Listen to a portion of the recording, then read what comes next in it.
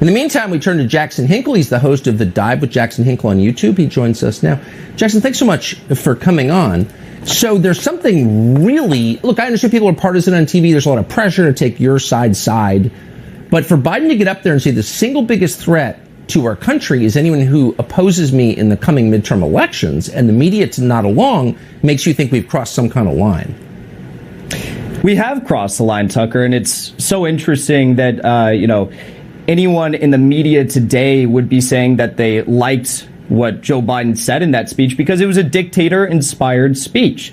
Not only that, but it seems like a lot of the practices and the actions that the Biden administration is employing in the United States right now that were reflected in that speech are very closely aligned with what the dictator Zelensky is doing in Ukraine. Joe Biden is plunging us into a fascist state, and he is taking cues from what Zelensky is doing in Ukraine to manufacture this dystopian state and this dystopian reality in America. And there's no real surprise for me there, because at the end of the day, Volodymyr Zelensky, the president of Ukraine, and Joe Biden are controlled by the same exact people. They're controlled by individuals like George Soros and controlled by people like Klaus Schwab at the World Economic Forum, and they're going to do whatever they want. To put it quite simply, Zelensky is using the intelligence community in Ukraine and the Nazi Azov thugs in Ukraine to silence freedom-loving Ukrainians. Joe Biden in the United States, though he can't remember what he had for breakfast this morning or who his wife is, his handlers and his cronies are prepping the CIA, the FBI, Antifa, the IRS, and now Ministry of Truth to attack freedom-loving Americans.